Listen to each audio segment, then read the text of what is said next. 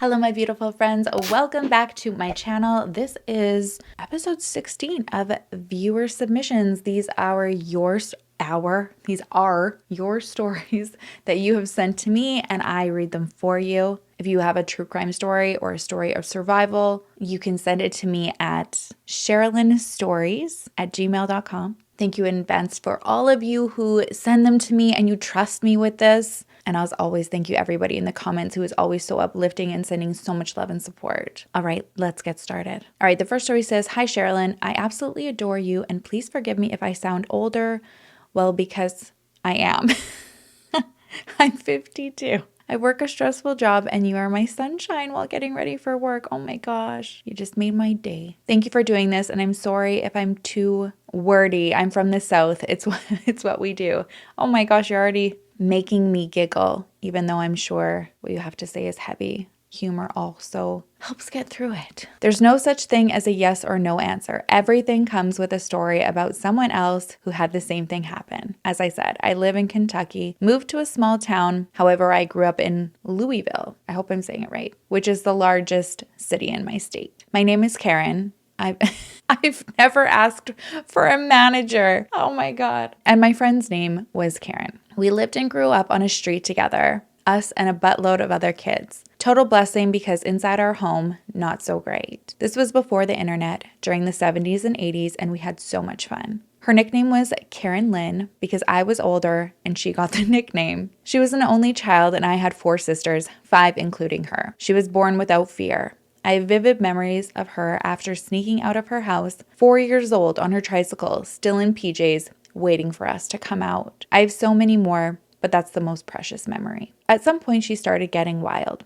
I thought at the time it was just her until I finally came to terms with what happened to me at the hands of a neighbor, older boy, and I will always wonder if the same happened to her. As she grew older, she became super wild and drugs came into play after her boyfriend passed away. She became a full-blown addict and lived dangerously. I didn't care for her friends, really still don't, because the thing about Karen, her soul and her heart was beautiful, and she would give the shirt off her back and stood up for the underdog, and ugly people take advantage of that. I will live with regret over a comment I made to her during the height of the drug abuse. I asked her to end her life because watching her die slowly was killing me. Thankfully, she didn't, but I will always regret my comment. She finally decided to walk away from it, moved home with her parents, got clean, went to college, got married, had 2 daughters, got divorced, went back to college, received her master's degree, built her home on her own as a single mom. Amen. She embodied an intelligent, book and street smart, free spirit and was beautiful. The only problem she had was landing on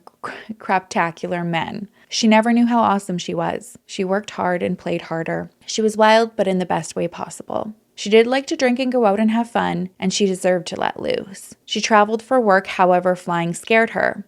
So much so, she would always call me, take her nerve medication, drive around the airport parking lot until she gained the strength to go into the airport. This will make more sense in a bit. Fast forward to the last piece of crap she landed on. He took full advantage of her and her money, but she loved him. She marries this D-bag, and not soon after, she bought a brand new Camaro, which was not like her. She always drove cheap cars because she didn't like a car payment. In November of 2013, she called me to tell me she was afraid of him and no longer wanted to be with him. She told another close friend the same, as well as saying this to one of my sisters. He kept disappearing in her car. Why she was afraid of him, I never found out because he would walk in whenever she was talking to me. The next January, he took her out to a bar. From what I understand, she had 2 beers and they began arguing, so they left. According to him, she was fighting, trying to jump out of the car. Her husband was a big guy and she weighed about 120 pounds. Her husband said he could barely keep her in the car, so he pulled over on the expressway and she got out. On the darkest part of the expressway, 1 a.m,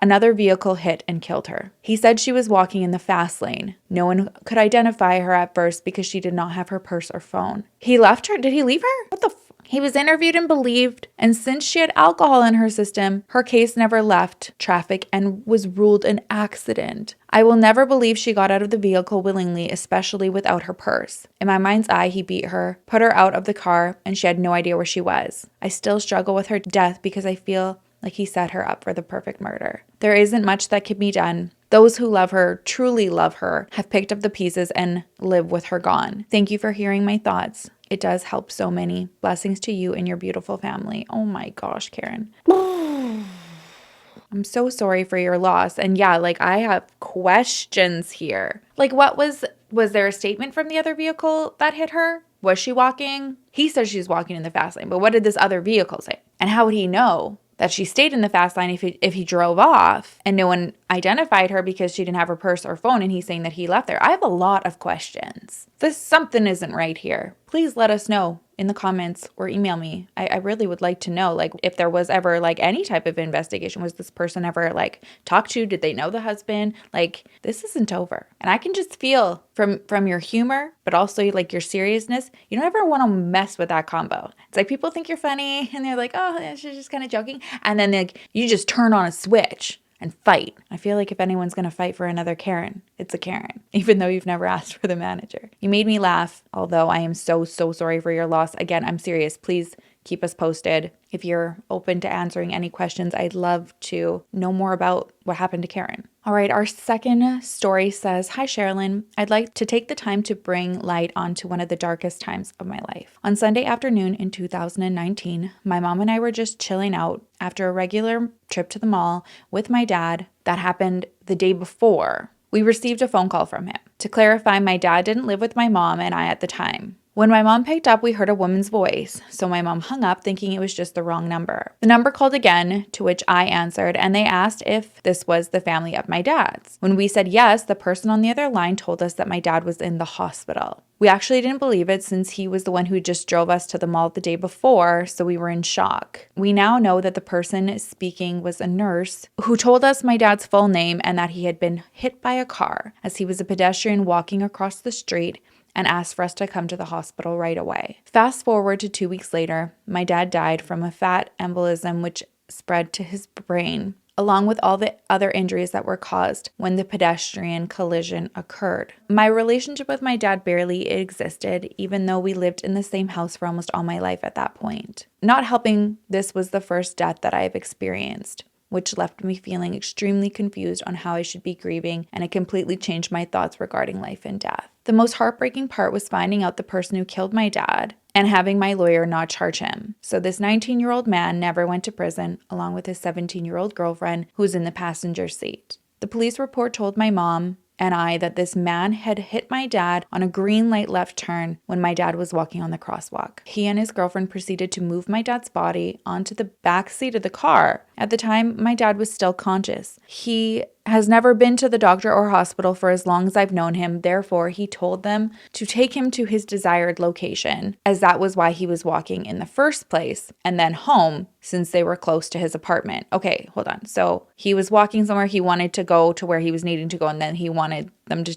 take him back home, if I'm following. Sometime around there, my dad lost consciousness and the killer decided to drive him around for about an hour or more until deciding to finally get him to the hospital. The furthest one possible, it seemed like. Anyways, for all of his life, my dad got strength through life's hardships. He always had confidence to stand up for what he believed in while teaching me how to be positive through tough situations. He defined what strong was. He knew what it took to be independent, and he used his intelligence to achieve a successful life. He came from his country to America and actually was the first non-American man to graduate one of the best military schools in the US. Wow. I hope someday this killer will get his karma, as he nor his girlfriend has once reached out to apologize for what he has caused. I later found out from my friend that he actually saw this man on the same college campus as me. Imagine walking past by the one who killed your dad without noticing it was him. Oof, that's tough. Thank you for listening to my story, and thank you, Sherilyn, for reading. Love your channel. Oh gosh, this is so hard. And I mean, this is tough all around because I try to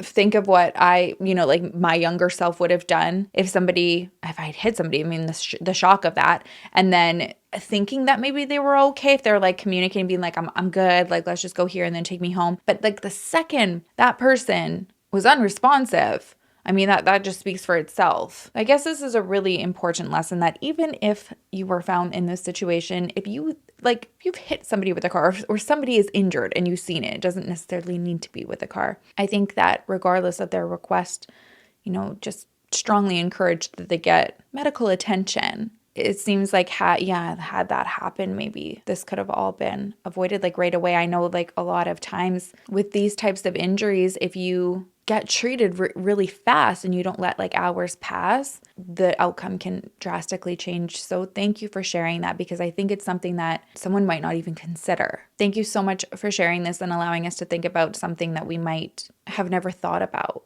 I'm so sorry for your loss. Your dad did sound like a wonderful man with the life that he created. Okay, our next story says, Dear Sherilyn, first I would love to say I have watched every single video of yours and the not so bad stuff my children watch too. Thank you for watching. My husband gets into your shows as well. I don't know why, you guys. I just love when like families watch together. I don't know why. I think it's adorable. Whenever I hear like, oh, I watch with my husband, or my sister and I watch, or my mom and I watch, makes me happy. You're doing great. And you're stunning, by the way. Oh my God. You guys are too nice to me. My daughter would like me to tell you how much she loves you and your makeup. Oh my gosh. I love you. I love her too. Next, I'd like to start off my story by telling you a little background about it. This is a story about my cousin, who is more of a brother. He was the most free-spirited person you could ever meet. We will refer to my cousin as JB, his nickname. His smile could completely change a room in so many ways. You could tell when it was mischievous or when he was trying to make you laugh because you were sad. Like I said, more of a brother than a cousin. I confided in him in everything. Boy trouble, friend trouble, home trouble, which, trust me, my life story could be a book. I've been through some tremendous pain from loss to much more unfortunate, sinister acts of my mother's abundance of men friends. Anything a little sister would come to her brother to, if they were close, I could always count on him to have my back, or anyone's back for that matter. He was a crazy redneck young man who grew up logging. From what I've understood, my cousin JB had an altercation with a man I'll refer to as JA, and I say man because he was around 20 or 21 and my cousin was 17. In Arkansas, small-town kids meet up in weird places. My cousin met up with his friends at Walmart. That night, my entire family from my mother's side changed forever. We are a close family and have been more distant since that day. JA had been in Walmart parking lot as well that night. I was in my kitchen just getting off work, cooking myself some dinner at 16 years old at the time. I get a phone call from my other cousin, TS, we will call her. I instantly knew something was wrong. She was in shock. Her exact words were, RM, myself, do you remember JB? I was confused at first, like, how are you going to ask me if I remember our cousin? I just saw him like a week ago. She stutters, I don't know why I said that, but JB's been shot and they don't think he's going to make it. JA had shot him in the chest, ran behind Walmart, throwing the murder weapon in the woods. I instantly fell to the floor in a panic. I called my mother, who was on her way with my aunt, to pick me up and take me to the hospital where the rest of my family was meeting. Hearing your aunt, who is like a second mother, scream in pain because her oldest baby boy, she only had 2 sons, had just been shot in the chest in front of all of his friends, was dead, murdered in a Walmart parking lot. It was completely devastating. We all just bawled for weeks. I'll be 30 this June. We still haven't found peace. JA spent some jail time, but today he walks a free man. A free man to have babies, to watch his family members grow, free to see the world however he wants, free to fall in love. While when we want to see and talk to our JB, we share to a Facebook group or visit his grave. That hole in our family can never be repaired. Walmart was amazing to us. The night after his murder, we had a candlelight vigil in the parking lot, and they sectioned it off for us with a large cross and his picture on the spot he died on in their lot. My cousin TS, the one who called me to tell me that he was shot, and myself lit the first candles. He was our brother. Oh my gosh. My aunt mourns her son every single day. No mother should ever have to bury their child. That same year, the following November, I found out I was pregnant with my first child. I named my son in honor of my cousin. My son carries my cousin's first name as his middle name. Oh my gosh. Have a blessed and beautiful day. Sending love from my family to yours. Oh my gosh. I'm sending you all love right back. Thank you for sharing this. It's actually reminded me a lot of somebody that I lost when I was 19, when you started talking about the mischievous smile, and that hole is still very much there. And it sounds like kind of a similar situation too, where just like a decision like this in the heat of a moment changes not only the course of that person's life that made that decision, the one whose lives was taken, but a sea of family and friends and loved ones who don't move on. You know, their life moves on, but that emptiness really doesn't fully go away. So thank you for sharing this, because I really do hope that it makes people think about their actions before they do them, because they have really severe consequences. Again, I'm so sorry for your loss, and give your family big hugs from me. All right, our next story says, hello, Sherilyn. First off, I want to say how much I love your channel. I found you randomly and haven't looked back. Here's my story. Trigger warning for attempted murder and domestic violence. I was 22, had low self-esteem, and just wanted to be loved. I met a guy online who was 20 years older than I. Major red flags from the beginning with the stories he would tell, but I was desperate to have somebody love me. We set up a time to meet, and he drove 2 hours to see me and ended up staying the night. I didn't want to have sex with him at first because I was still iffy on him and didn't want to give him my virginity, but he didn't take no for an answer and pressured me into letting him have sex. The next few weeks, he was sweet until he ran out of pain medication. This was the first time I knew I was in trouble. We went on a road trip and my family wasn't okay with it, but we went anyways. During the road trip, he ran out of pain medication and became very angry, and we returned to my family's home where I was living at the time. The drive back home was really scary. He was driving way too fast, yelling at me and other drivers, and even at one point got out of the vehicle and confronted another driver. I was terrified because he had his gun with him. I was never so glad to get home. Fast forward a month, and he had convinced me to move with him to Kentucky. Another big mistake, but wouldn't be the last. During this time, he told everyone that we were engaged, even though he was still married and I wasn't aware of this, and played the loving part until he ran out of pain medication. This was the first time he hit me. I ended up with a black eye, and he made me think like it was my fault he hit me and that I deserved it. I tried to fight him off, and he would say, if you're gonna act like a man and fight me back, then I'll hit you like a man. Okay. My ears, that steam coming out. I ended up moving back home, and he begged me to come back, promising me that he wouldn't hit me again. The young, dumb, naive me wanted to believe that he would change. Oh my gosh, like, please don't call yourself any of those things. I've said it before and I will say it again. Until somebody has been in this situation, they have no idea how easy it is to get caught up in it, make excuses, and tolerate things that you never thought that you would. And every situation is different, and it's really nobody's business to judge. We did this for months. He would hit me, I would leave, he would beg me to return. When the begging stopped working, he started to threaten my family if I didn't return to him. He had many guns and would threaten me and my family with them. I always returned. I tell him, hurt me, not my family. November 24th, 2006, he did just that. He ran out of pain medication again and got drunk. He ran out of alcohol and wanted more. Problem was, we lived in a dry county and had to drive to the next county to get beer. First, we stopped at a bar and he drank there. Then we went to the gas station and he bought more beer. I was about to drive back home as it's now 3 a.m., but he had other ideas. He had me park in a not so good neighborhood and told me he was going to knock on doors and see if anyone would sell him some pain medication. All I thought was that he was going to get hurt or worse. But at this point, I didn't care. He left and went knocking on doors. I locked the doors and took a nap. At about 7 a.m., he returns to the van with no luck, and we drive back home. We arrived home a little before 8 a.m., and I told them that I was going to get the dogs and put them outside. This is where the events get a little fuzzy on my part. I thought for sure I had put my dogs outside, but when my family picked up my Ava, Jack Russell, my guardian,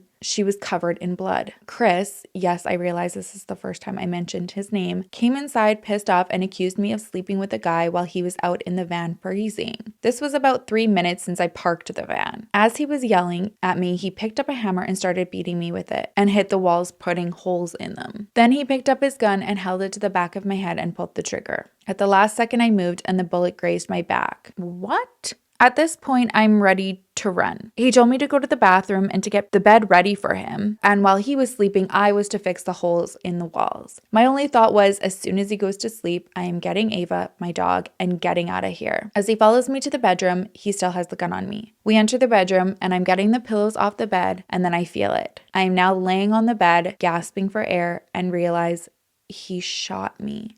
He actually shot me in the face. Oh my gosh. I get up off the bed and go straight to the bathroom where I puke up blood. Chris is instantly sober and freaking out, asking me if I'm okay and what he should do. I told him, call 911, and he refused. He kept saying he would be in prison and he wouldn't survive. For 2 hours, he walked across the house staging it and drilling the story in my head that I was there alone and someone broke in and beat me and shot me. At first I refused, but then the threats come. First it was, I'll let you bleed out and I'll get rid of the body. Then it was, I'll just shoot you again. Then I'll kill you and kill your family. That was it. I caved. I told him that I would tell them that story. He cleans himself up and leaves, taking the cell phone with him. Here it is, November 24th, 2006, snow on the ground and no phone to call for help. I leave and walk out the front door and walk to the neighbor's house for help. Oh my gosh. They called 911 and help arrived. I was taken to the local hospital, but due to being a little town, the hospital couldn't do much. I was taken to Lexington, Kentucky by helicopter. The whole flight is another story on its own. After arriving to the hospital, everything is a blur and I'm completely exhausted and lost a lot of blood. I wake up in the operating room while they're putting in a tracheotomy and then I was back out. Waking up in the ICU, my hands were restrained and I freaked out.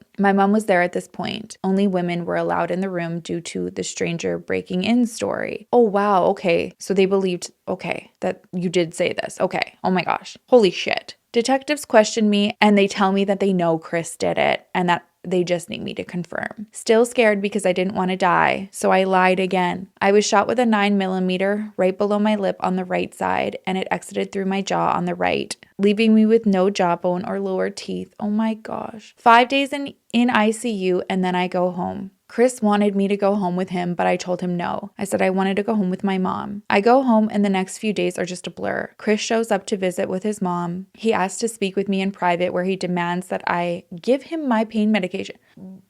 What? My pain medication. I was just shot in the face not even a month ago and he was demanding my pain medication. When the demanding didn't work, the threat started again. And so I gave in. I gave him the rest of my pain medication and I suffered through the pain. Oh my God. It's getting closer to his birthday and Christmas and the demands started again. He was out of the pain pills and needed me again to give him the ones I just refilled. This time, he didn't just demand the pills. He demanded I go live with him at his mother's house. The threat started again and I gave in again. The next few months were the same as always, beating me when he ran out of pills and demanding me to find him some. Until the day he beat me to the point that I had a concussion and a seizure. I pressed charges this time. But he hid. He left Ohio and went to West Virginia and stayed in a hotel until he got an apartment. A warrant was issued for his arrest, but this didn't faze him. He still tried to contact me and demand that I come back to him and drop the charges. Demands and threats continued, and once again, I gave in. His mother ends up coming after me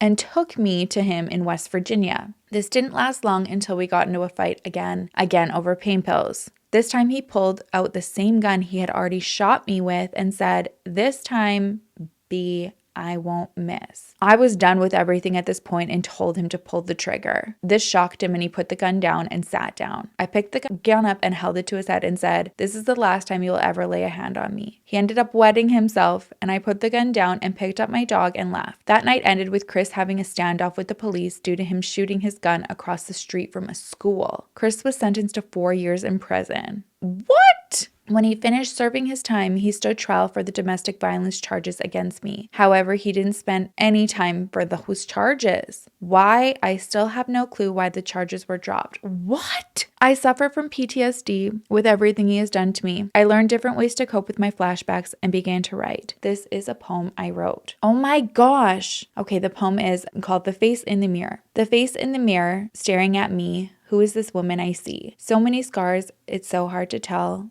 Looking into the deep brown eyes, you can see a woman yell, "It's me, I'm still here." But the face in the mirror is so damaged you can't tell that once it was a pretty little girl with pigtails. Then came a man who bestowed those scars upon her and left her dismayed, leaving her lie there for days. In a hospital bed in a daze, clinging on for dear life she prays, "Lord, please let me stay." This man is still out there, waiting for her to revive, waiting to see his artwork of scars and empty eyes. The face in the mirror with dreams and wishes, the face in the mirror with scars and stitches, the face in the mirror is me. Oh my gosh. I am now happily married and have come a long way. Chris passed away in 2020 and now I am truly free of him. Oh my gosh. Thank you for reading my story. If you have any questions, please don't hesitate to reach out. Thanks, Ruth. Ruth, I'm jumping through the screen to just give you the biggest squish and hug ever. Oh my gosh. You are obviously a warrior to survive this. Thank you so much for sharing your story because I can't even imagine how painful it was to relive that and go through everything. Oh my gosh, you sound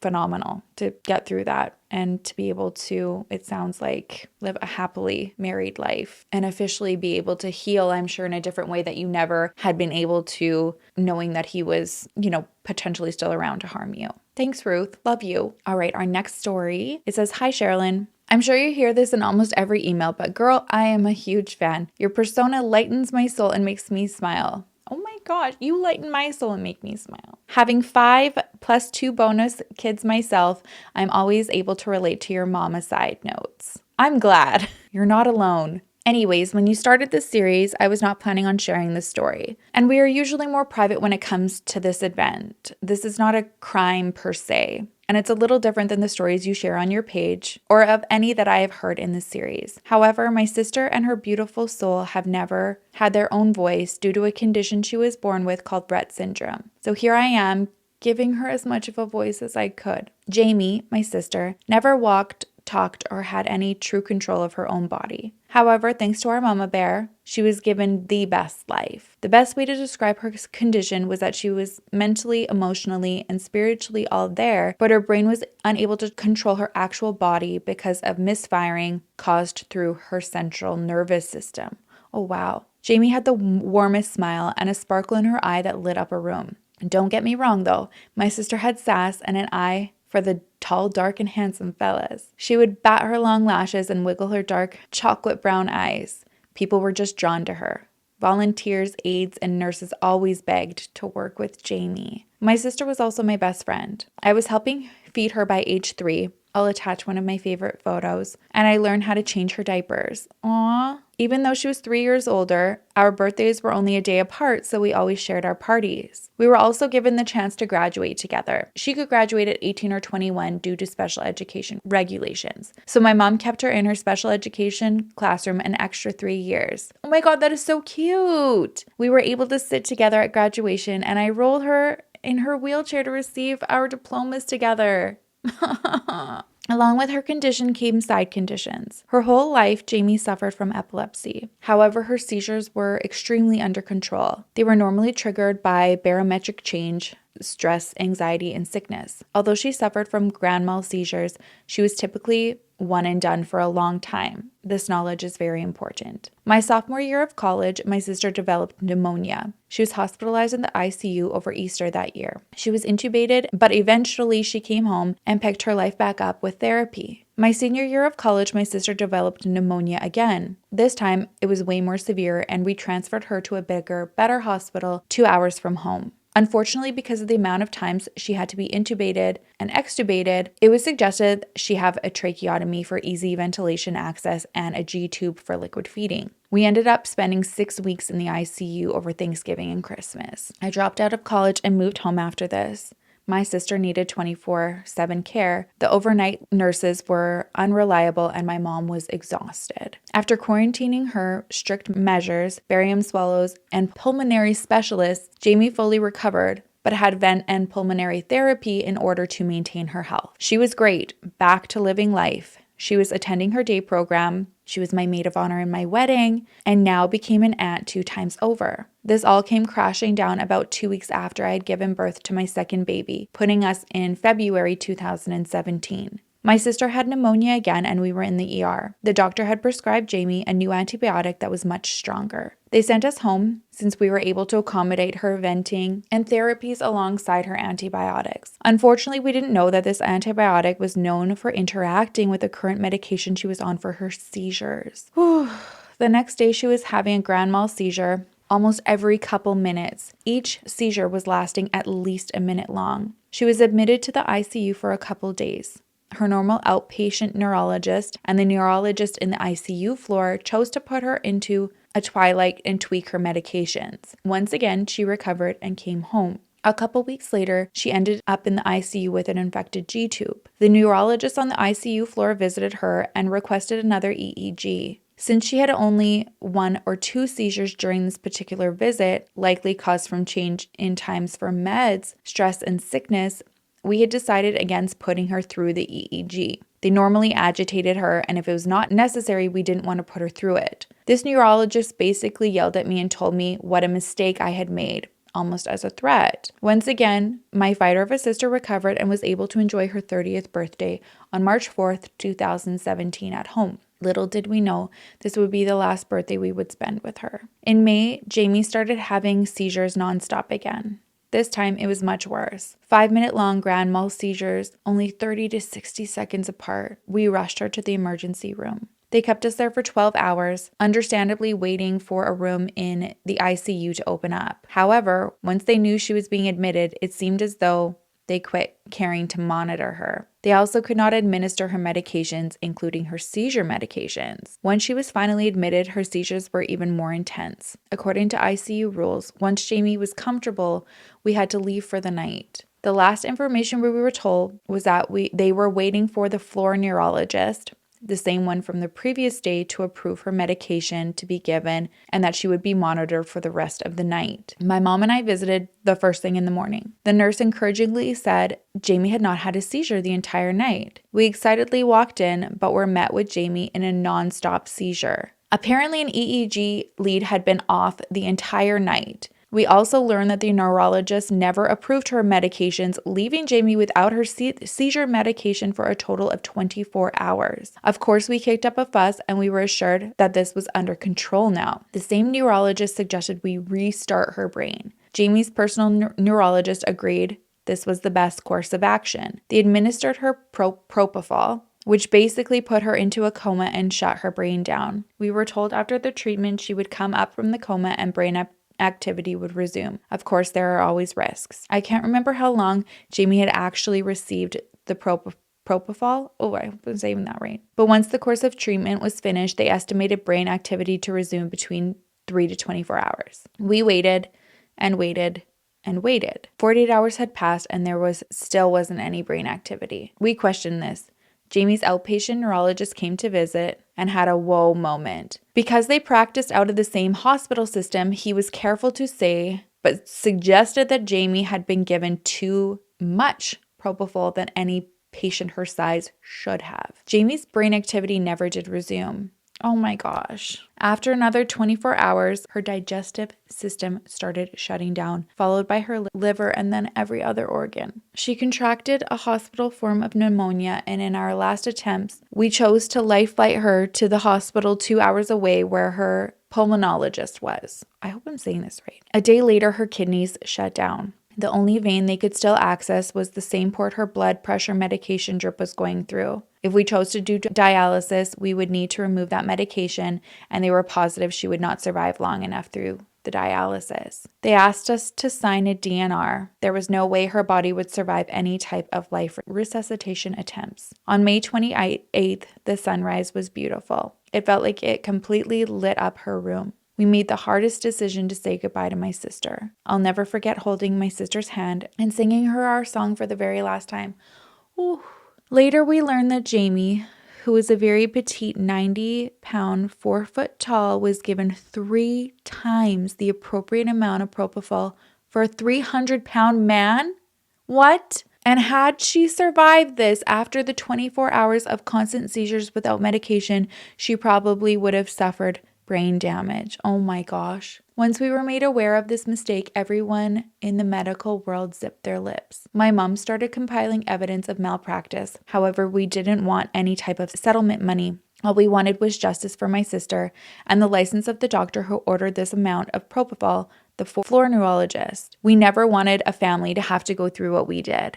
Since there wasn't any course of settlement money, many lawyers turned us down. Oh my gosh. My mom had so many unexpected costs and life changes to handle, she just couldn't mentally handle moving forward. My sister didn't deserve to have her life end this way, and we will never know how intentional it was for her to be given that significant amount of propofol. I prefer to think that it wasn't intentional, but rather a mistake by a doctor who either didn't care or needed to cover his previous errors. Unfortunately, we have had to grieve and make peace without justice for Jamie. Sometimes I feel as though she has been forgotten. We rarely talk about her or share her story. However, we continue to celebrate Jamie's life in her birthday and on Memorial Day weekend when she passed. What's even more special, my oldest daughter remembers her just enough to reminisce. Sherilyn, if you've read this far, thank you for reading my sister's story. And if you choose to share our story from the bottom of my heart, thank you. Sincerely, Leah. Oh my God, Leah.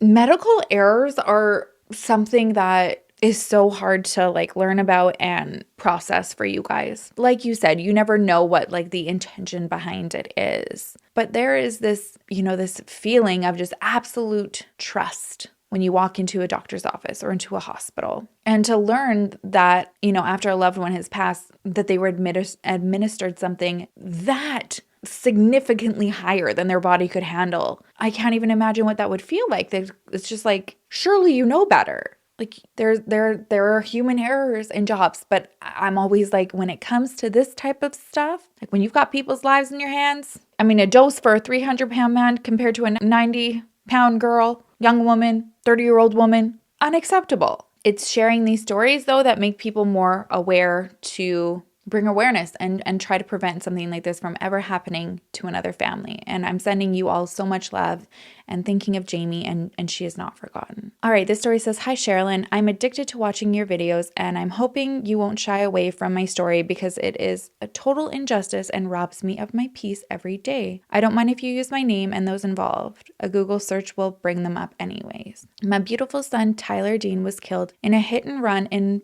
Buckley Vic, Australia in 2017 by Billy J. Glynn. He was 18 and had signed his brand new apprenticeship contract that day. He went for a bike ride and never came back. The last thing he said to me was, 'I love you, Mom.' My darling Tyler was supposed to meet my husband and I after work, but he called me and said he was really knackered. Aussie slang for tired. After work, he was just gonna go hang out with his friends. One of his mates had just bought a small motorbike and asked Tyler to go for a ride to another friend's place just out of town. It was just starting to get dark, but the boys set up happily and made sure they moved well off the road when they saw headlights coming from front or behind. They were country kids and very road aware. We got that devastating knock on the door around 10 p.m. and our lives were shattered. Billy J. Glynn, the driver, had driven to Geelong, about 30 kilometers away that night with his girlfriend who was only a couple of months pregnant. It was a large four-wheel drive with a large metal bull bar on the front, and it had a faulty alternator, which meant the battery would drain if the headlights or auxiliaries were switched on for periods of a time, so he chose to keep his lights off. Tyler never saw him coming and didn't get a chance to move out of his way. Tyler's driver drove off, and his friend was left in the dark with nothing but his phone and the body of his best mate.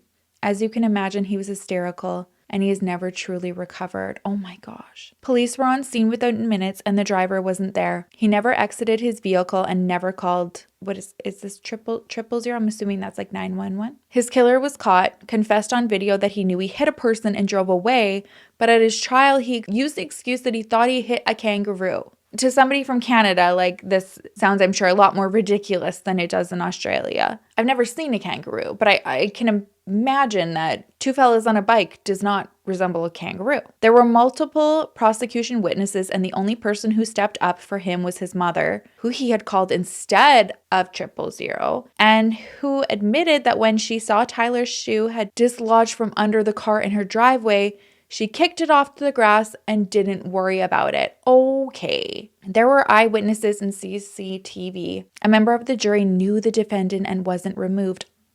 What?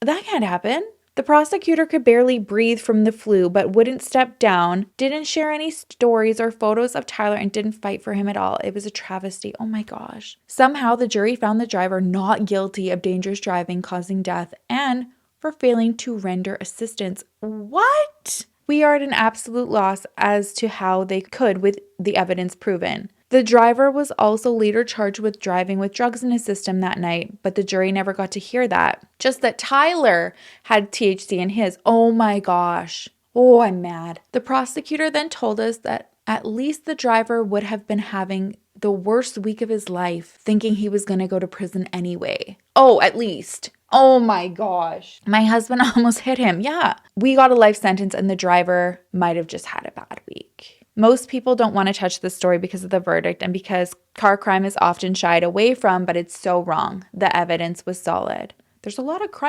car cases today. We have now changed legislation in Tyler's honor so that people charged with dangerous driving causing death in Victoria had their license removed up until the court case is heard. Wow. He has a scholarship and a youth achievement award in his name, and we are pushing to get a road trauma memorial put in our local town as a reminder of the lives lost needlessly on our roads. There's a book called Tears for Tyler by Monique Patterson. Oh my gosh, I'm going to read this. I also wish to donate to the fund, so if you could lead me to where I can find the scholarship, that would be so great. My son was such a funny, lovable boy and deserved so much more than to be discarded on the side of the road in the dark and then forgotten because a jury felt sorry for the driver who has never apologized and actually laughed at us in our small town. Oh my God. Oh my God. I'm sorry this is long, but Tyler is loved and missed so very much every single day, and I wanted to share his story with you because I hear and see how much you love your own children. Yes. I would give anything to have Tyler back, but I have to settle for trying to make changes to car crime attitudes instead. Kind regards, Janelle. Oh my gosh. Like I said, please get in touch with me. Let me know like where I can go. And I'm sure so many people are going to be wanting to also help any way that they can and spread the word about the scholarship. So hopefully I can add that to the submission as soon as you see this. Okay, I said that was the last story, but I lied. I have one more. It says, "Hi, Sherilyn. I love your channel so much, and I felt called to share this story that happened in my hometown. I worked as a teacher in a secondary school in a small town in Nottinghamshire, England. I knew of a pupil who was known to be volatile and aggressive. I only ever had one interaction with him. And let's just say it wasn't a positive one. He was in a relationship with one of my students and was incredibly abusive to her, breaking her phone and throwing hot coffee over her on the morning of her GCSE exams. Wow." Cut to a few years later, I'd left the school and I heard of a story where an 18-year-old new father had been stabbed to death in his grandmother's home over a pair of jeans fueled by alcohol. The boy's name was Liam Gray. He was the type of boy to help anyone, including taking one of his friends, John, into his home that he shared with his grandfather when he was made homeless. They had been out for the day, doing the usual teenage boy things. John had gone back to the home and an argument had broken out between the two boys. John grabbed a kitchen knife and stabbed Liam in the neck. Oh my God. Causing him to bleed out and die. Liam's partner had just had a baby girl who will now never know her father. His granddad and best friend witnessed the attack and tried desperately to save his life. However, sadly, they were unsuccessful. To add insult to injury, John tried to say this was in self-defense. Luckily, the court saw straight through his lies and he was sentenced to 16 years in jail due to the fact that he was only 17 at the time of the murder, and in the UK, that still classes him as a child. Disgusting, I know. I'm truly grateful to have this platform to raise this story as it is one that haunts me every day. That if there had been something more I could have done in a professional capacity, this tragedy might have not happened. Oh my gosh, no, you can't think like that. I know it's a long one, so even if you don't get a chance to read it on your channel, I'm just grateful to know you have listened. Oh, thank you so much for providing a safe space. Love to you and your family, Effie. Oh my gosh. Oh, you absolutely can't think about the what ifs. And I've always wondered this, we've often talked about, obviously, the wake of a tragedy for people who are very close to a victim. And I don't know why, but I've always wondered, what teachers have to deal with after. They also see this individual all the time. And I know that he wasn't in your class, but, you had an incident with him. But even teachers who have people who commit crimes in their class and you're like, oh my gosh, I taught that person. I feel like it goes two ways. Either they're like, yeah, we've brought up multiple times this person needed help, or was the last person they ever expected to do something like that. At the end of the day, in this situation, there's absolutely nothing that you could have done. You can't think back on the what ifs. And thank you for sharing the story just to bring awareness and not letting anybody forget Liam. So thank you. I'm sending so much love to you. All right, that is it for today. Thank you, everybody who submitted a story, trusting me with it. Everybody in the comments, sending love and support as always. If you have a story that you want to share, you can do so at sherrilynstories@gmail.com. That is it for me today. I will see you in the next video. I will miss you terribly. Until then, make sure to love each other, love yourself, and I will see you soon. Bye.